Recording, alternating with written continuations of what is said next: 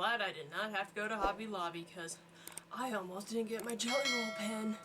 3 of my Jelly Roll pens decided to stop working. So I'm like, great. Now I have to go get new ones because I rely on Jelly Roll pens, especially the white color, to make highlights in my traditional works in my sketchbook, like so. You know, I rely on it. I had to go get new ones. And my first place to go is Joann Fabrics. Now, Joann Fabrics is not a arts and crafts store, it's a fabric store. But they do sell, like, micron pens and Jelly Roll pens. Well, today they had none of that. None of that at all. And I was like, oh, I hope Walmart has them because I really do not want to go to Hobby Lobby. But while I was at Joann's, I went to their clearance section because I was like, hey, maybe I'll find something there. You know, maybe they're moving all their micron pens over there, Jelly Roll pens, maybe they're moving them over there. Instead, I found something else, and it was on clearance for like $30. ABT Pro alcohol-based markers. Skin tones. Skin tones. I never say no to a skin tone. No. And then I also got natural palette. So I was like, hell yeah, son, let's try this out. And then I went to Walmart, electric pencil sharpener, because my manual one, wherever I put right here, works just fine, but they're not as effective as electric pencil sharpeners. So figured try this out. That way I could use colored pencils more often. I just go, and then of course, the one and only Jelly Roll pen. Yay! Get the stuff all set up and let's make something out of it. Let's open these bad boys, shall we? First I want to open my flesh tones. Let's open the flesh tones. Oh boy. Hey, careful. We don't want an ER visit today. Learn how to use knives properly.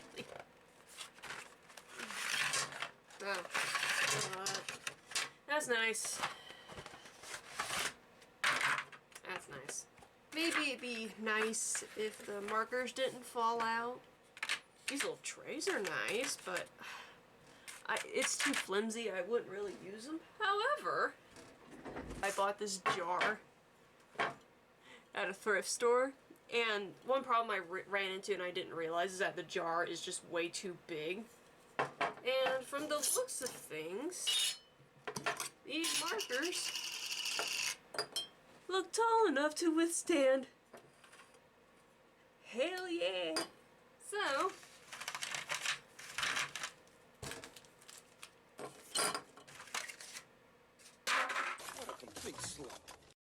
So originally I was going to do a voiceover talking about DeviantArt's shitty report system, but then I realized that nobody is going to want to watch a video about somebody bitching about DeviantArt and have to go through 5 minutes of someone unboxing fucking markers. You know, they would rather have me get to the point. So I'm going to save that for next week or so. I guess I'll talk about the markers, because, you know, I was pretty much quiet while swatching and all that fun stuff. So as I was trying out the markers, they were pretty good. I'll have to say, they were pretty good. No issues with them. But there were a few colors, like very lighter colors, I find that they seemed a little dry, I think. But not really, but I had to really push it down for the pigment to come through. Either it's because my blind ass can't see it, or it just didn't have very much pigment to it at all. But there was only a few colors that did that. But as I was drawing the picture, you know, I did it beforehand because I don't like sketching, like time-lapse sketching, because sketching and getting everything all figured out takes me forever. I don't know why. I can never sketch fast compared to some other people can. I don't know why. Yeah, these markers, they're actually pretty good. I would recommend you use them like on a small scale, like what I did with my shadow drawing, not on large ones. And I think these markers would be good for like small details, and I think these would be good markers for someone who wants to try out markers for the first time. So I don't really have very much things to say about these markers because it's been like over a week since I used them, so my mind is kind of like moved on to the next thing. So I really don't really have anything to say. Because like I said, originally I was going to talk about DeviantArt over this time lapse until, you know, I actually used my fucking brain and said, wait a minute. So, yeah, that's fun. Yeah, I had an incident with Instagram the other day where I reported child, and Instagram's like, yeah, it's fine. So, yeah, I had another moment, and for you people that think that it's just a drawing, let me ask you this. Why would you draw a child? There is only one reason to draw a child, is to give pedophiles erotic material to fap to.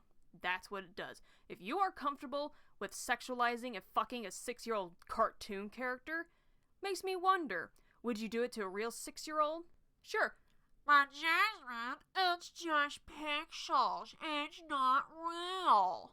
Sure, it's not real, but you know what it does? It gives the illusion that sexualizing a child is fucking normal. And like I said, if you're comfortable with drawing pornography of a 6-year-old character getting f***ed in the ass is okay, makes me wonder if you think doing that to a real child is okay. You know, just keep that in mind next time you validate drawn child cartoon.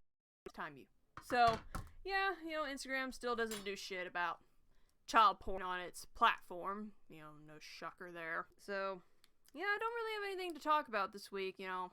The main thing I really wanted to talk about, I'm saving it for next week. So, instead of getting repetitive, I'm just gonna go ahead and log off here and put some YouTube-friendly music so I don't get ass-fucked by the YouTube moderators. So, stay weird out there, folks.